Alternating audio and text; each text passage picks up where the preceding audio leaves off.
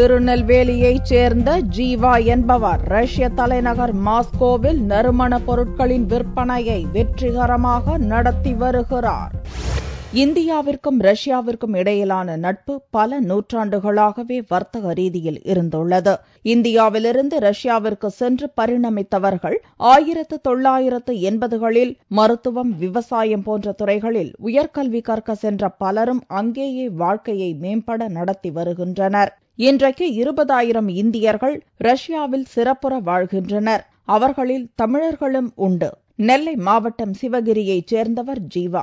தனது பள்ளி படிப்பிற்கு பிறகு விவசாய உயர்கல்விக்காக ரஷ்யா சென்றவர் ஆரம்பத்தில் ஒரு நிறுவனத்தில் பணியாற்றினார். பின்னர் வியாபாரத்தில் தமது பங்களிப்பை நிலைநாட்டியவர் இந்தியன் ஸ்பைசஸ் என்ற பெயரில் ரஷ்யாவில் 6 வியாபார நிறுவனங்களை நடத்தி வருகிறார். கடுகு முதல் நல்லெண்ணெய், பச்சை மிளகாய், ஊறுகாய், பருப்பு வகைகள், அரிசி, வாசனை திரவியங்கள் உள்ளிட்ட அனைத்து பொருட்களும் இவரது கடைகளில் விற்பனையாகின்றன.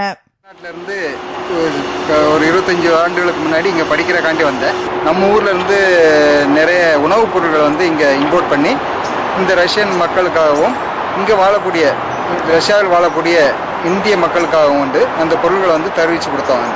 முன்னாடி இந்த கடை இல்லாதப்ப எல்லாரும் தன்னாலே தானே ஒவ்வொருத்தரும் சூட்கேஸில் கொண்டு வந்துட்டு இருந்தாங்க.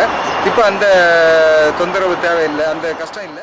ரஷ்யாவில் கல்வி கற்றதால் ரஷ்ய மொழியை சரளமாக எழுதவும் உரையாடவும் செய்கிறார். பொங்கல், தீபாவளி என அவ்வப்போது சொந்த ஊர் திருநெல்வேலிக்கு வந்து செல்கிறார் ஜீவா.